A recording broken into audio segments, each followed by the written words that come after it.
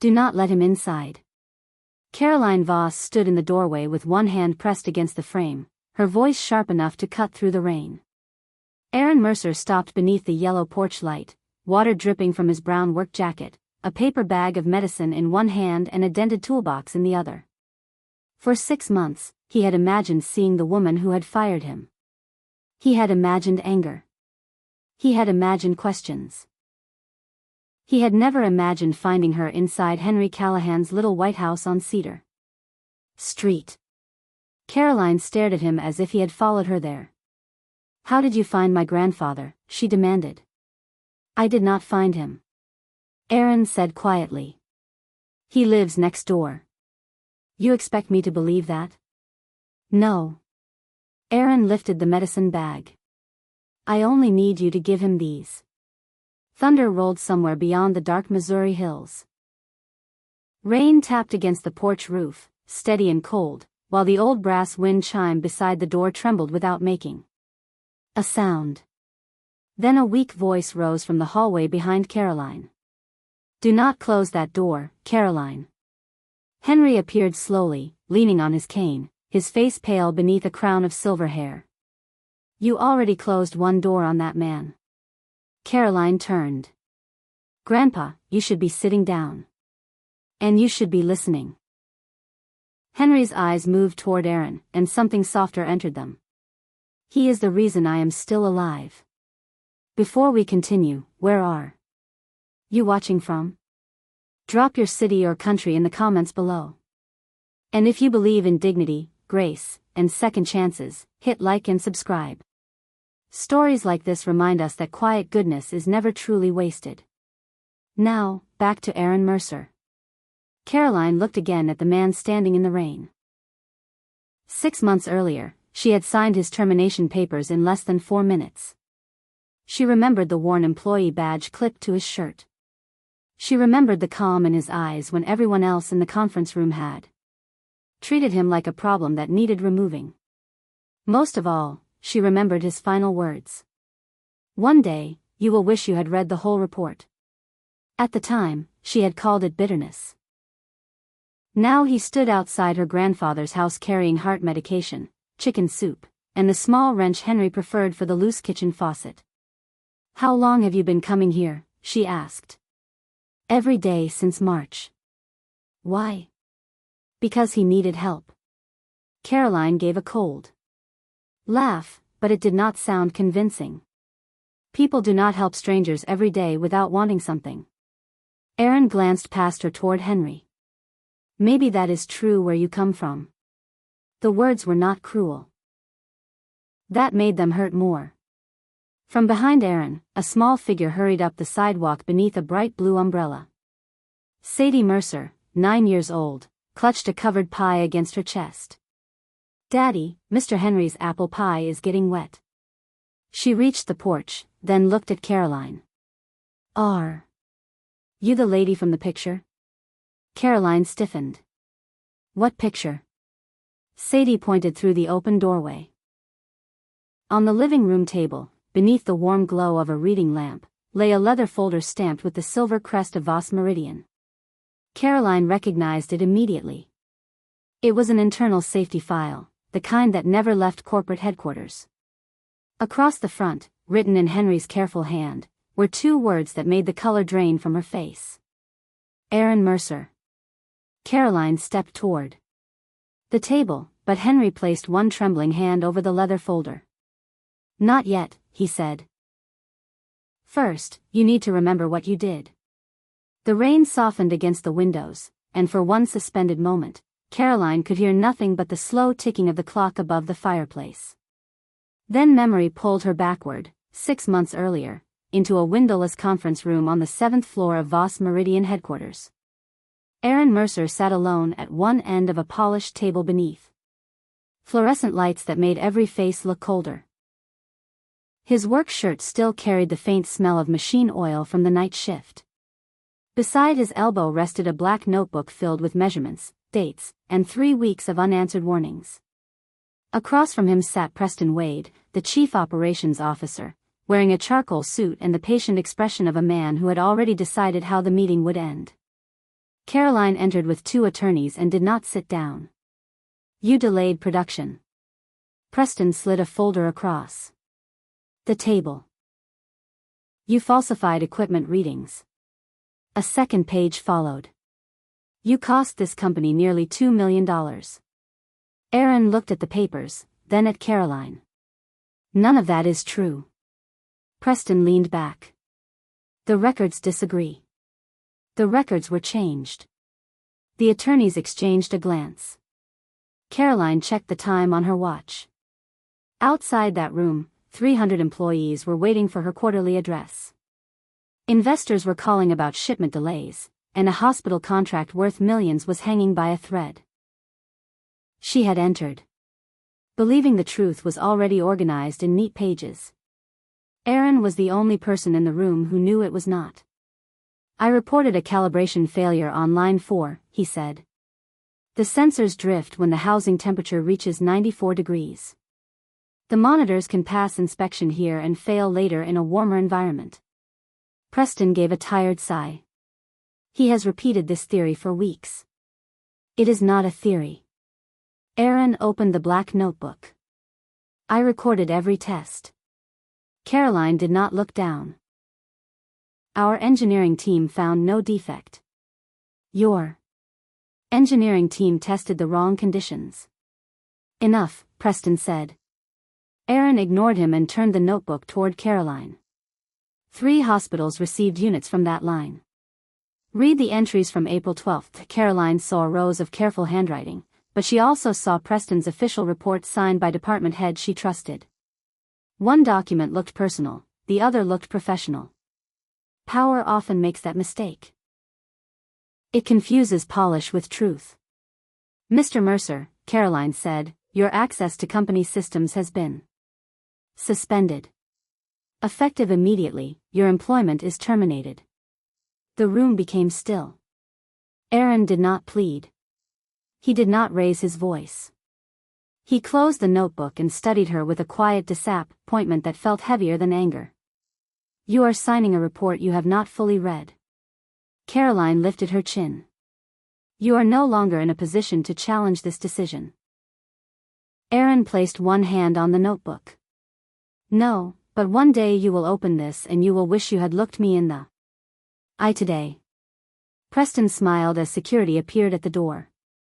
Aaron stood, gathered a cardboard box containing a coffee mug, a framed drawing from Sadie, and the employee badge he had worn for 11 years. At the threshold, he paused. The machines are not the greatest risk in this building, he said softly. The silence is. Then he walked away, leaving the black notebook behind on the table. Preston reached for it first. Caroline never saw where he took it until now. The morning after Aaron walked out of Voss Meridian, he woke before sunrise as if the alarm clock still owned him. For 11 years, he had left the house at 5:30, packed the same turkey sandwich, and kissed Sadie's forehead before driving to the plant. That morning, he sat alone at the kitchen table while the coffee cooled between his hands. His employee badge lay beside the sugar bowl, useless now. Its blue plastic face catching the first gray light. Sadie entered wearing her school sweatshirt and stopped when she saw him. Are you sick? No. Then why? Are you home? Aaron looked at his daughter, at the careful hope in her eyes, and chose the gentlest version of the truth. The company and I disagreed about something important. Did you lose your job? He nodded. Sadie crossed the kitchen without another question and wrapped her arms around him. Outside, a garbage truck groaned down Cedar Street. Inside, Aaron closed his eyes and allowed himself 3 quiet seconds of fear. Then he stood and made breakfast. The weeks that followed measured themselves in overdue notices, rejected applications, and small repairs for neighbors who paid in folded bills or grocery store gift cards.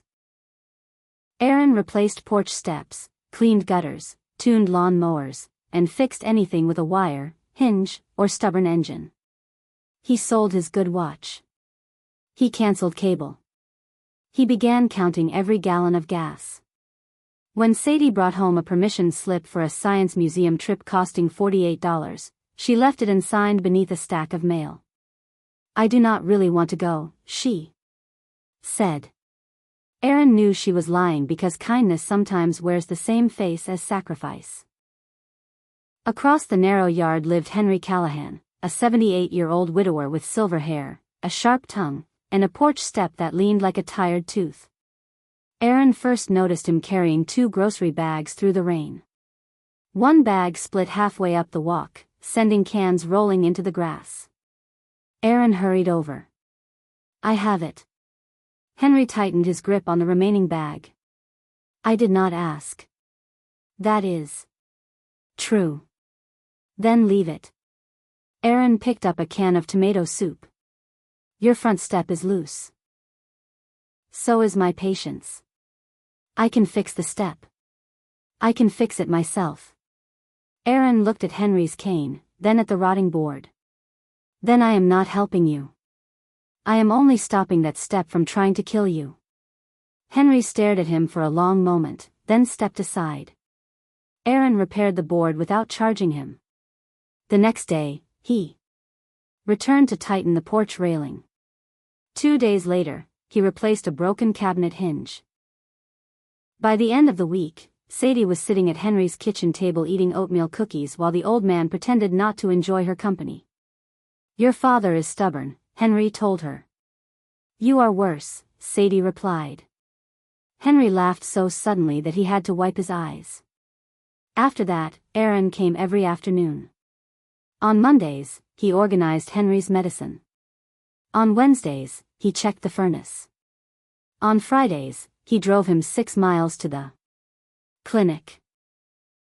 Henry complained each time, but he always left the porch light on. One evening, Aaron replaced its cracked yellow glass. "Why yellow?" Sadie asked. Henry leaned against the doorway. "Because white light tells people where a house is. Yellow light tells them someone is waiting." Aaron tested the switch and a warm glow spread across the porch. Henry looked at him more seriously. "What if I need help after dark?" Aaron nodded toward the light. "Turn it on. And you will come?" "Every time." Henry held his gaze searching for the price hidden behind the promise. There was none. So, the old man nodded once, quietly accepting what pride had denied him for years. And from that night forward, whenever the yellow porch light burned after midnight, Aaron Mercer crossed the yard. At 2:13 one cold Tuesday morning, the yellow porch light flashed 3 times. Aaron was awake before the third flicker ended. He crossed the bedroom, pulled on his boots, and hurried through the dark without stopping for a coat. Frost silvered between the 2 houses and the air cut through his shirt as he climbed Henry's repaired steps. "Henry." No answer. "Henry." "Open the door." Silence.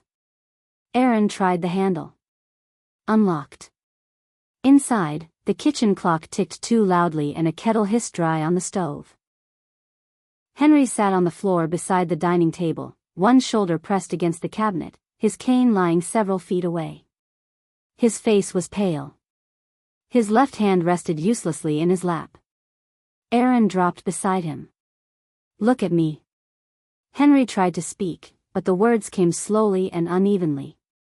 "I am fine." "No. You are not. Do not call anyone. That is not your decision tonight." Aaron reached for his phone and called emergency services. His voice remained calm as he gave the address, described Henry's symptoms, and checked the time. He turned off the stove, loosened Henry's collar, and kept him sitting upright. Outside, the distant sound of a siren began to rise through the sleeping neighborhood. "Stay with me," Aaron said. "I am tired." "You can sleep later." "Bossy man." "You noticed." Henry's mouth moved in the faintest shadow of a smile. Aaron kept talking because silence in moments like that could become a door someone slipped through. "Tell me about your granddaughter." Henry's eyes shifted toward him. "Why?" "Because you never do." She is busy. Doing what? Henry swallowed with effort. Running a company. Aaron glanced at the old family photographs lining the hallway, but none showed a recent face. What kind of company? A large one. That narrows it down. Henry breathed out something almost like a laugh, then winced. Red and blue light swept across the curtains. She was kind once, he whispered. Still is, somewhere. Then why does she never visit? Henry looked toward the yellow porch light burning beyond the window. She learned to make decisions before she learned to listen. The paramedics entered moments later, bringing cold air, clipped questions, and the clean scent of medical equipment. Aaron answered what Henry could not. He listed the medications, the dosage times, the recent dizziness, and the missed lunch from the day before. One paramedic looked at him. Are you family? Aaron glanced at Henry. Neighbor. Henry lifted 2 fingers weakly from the stretcher. Family enough. At Mercy Ridge Hospital, Aaron sat beneath harsh white lights while Henry underwent tests. Dawn began to gray the windows before a nurse approached with a clipboard. Mr. Callahan listed 2 emergency contacts, she said. You are the second. Aaron nodded. Who was the first? The nurse turned the form so he could confirm the information. At the top, written in Henry's careful block letters, was a name Aaron had spent 6 months trying not to remember. Caroline Voss. Beneath it was the private number of the woman who had signed away his job without ever opening his notebook. Aaron folded the emergency contact form and handed it back to the nurse without saying Caroline's name aloud. Henry had survived a mild stroke, but the doctor ordered several days of observation and strict rest after discharge. Aaron stayed until sunrise, then returned home. Long enough to make Sadie breakfast and explain why Mr. Henry would not be sitting on his porch that morning. Caroline arrived at the hospital before noon in a dark wool coat, followed by an assistant carrying 2 phones and a leather briefcase. She moved quickly through the hallway until she saw Aaron sitting beside Henry's bed adjusting the old man's water cup. Her steps stopped. You. Aaron looked up. He is stable. Why are you here? He asked me to stay. Caroline turned to Henry. Grandpa, do you know who this man is? Henry's tired eyes sharpened. Better than you do. Caroline dismissed her assistant and closed the door. Aaron Mercer worked for my company. Worked? Aaron said quietly. Until you fired him, Henry replied. The room settled into an uncomfortable silence. Machines hummed softly beside the bed and pale winter light rested across Henry's blanket. Caroline looked from her grandfather to Aaron, searching for an explanation that would return the world to an order she understood. How long has been going on? She asked. Months, Henry said. He brings groceries, fixes things, makes sure I take my medicine. Caroline's expression hardened. And you never thought to tell me? Henry looked toward the window. You never stayed on the phone long enough to ask. 2 days later, Henry returned home. Caroline went ahead to prepare the house and found evidence of Aaron in every room. Labels marked the medicine bottles in large, careful print. A new handrail ran along the basement stairs. The refrigerator held soup, fresh fruit, and containers dated in black ink. Beside the kitchen sink sat a repaired faucet that no longer dripped. None of it looked expensive. All of it looked personal. Caroline should have felt grateful. Instead, suspicion gave her somewhere safer to stand. By late afternoon, rain pressed against the windows and Henry was resting in his chair when someone knocked. Caroline opened the door and found Aaron beneath the yellow porch light with medicine in one hand and his toolbox in the other. Do not let him inside, she said before Henry could speak. Aaron's face did not change. I came to check the furnace and bring his prescription. You knew who he was. I knew his name was Henry. You expect me to believe you helped him every day without knowing he was connected to me? Aaron looked past her toward the old man. Not everything is about you, Caroline. She flinched at the use of her first name. People do not give this much without wanting something. Aaron placed the medicine on the porch table. Then maybe you have spent too much time around people who only give when someone is watching. A bright blue umbrella appeared at the end of the walkway. Sadie hurried through the rain, holding Henry's apple pie beneath her coat. Daddy, it is getting wet. She reached the porch and looked up at Caroline with open curiosity. Her sneakers were soaked and one lace had come undone. Are you Mr. Henry's granddaughter? Caroline nodded. Sadie smiled. He talks about you when he thinks nobody is listening. Something in Caroline's face softened, but only for a second. Henry rose slowly from his chair. Caroline, bring them inside. Grandpa, I am trying to protect you from the man who saved my life. His voice was weak, but his dignity filled the room. He pointed toward the leather folder on the table. You want to know what Aaron wanted from me? Open that. Caroline turned toward the silver crest of Voss Meridian and saw Aaron Mercer's name written across the front. Henry met her eyes. But when you read it, remember this. He never asked me for money, a job, or revenge. He only asked me to stay alive. Caroline crossed the room and lifted the leather folder as though it might contain something heavier than paper. Aaron remained near the doorway, rainwater darkening the shoulders of his jacket, while Sadie placed the apple pie on Henry's kitchen counter. Open it, Henry said. Caroline broke the seal. The first page was not a complaint, a demand, or a request for money. It was a temperature chart. Rows of dates, serial numbers, and test results filled the page in Aaron's precise handwriting. Line 4, Caroline whispered. Aaron said nothing. She turned another page. The readings changed whenever the plastic housing reached 94 degrees. At normal room temperature, the monitors passed inspection. Under warmer conditions, the sensors drifted far enough to delay an emergency alert. Caroline looked up. Where did this come from? The notebook you refused to read, Henry answered. That notebook disappeared.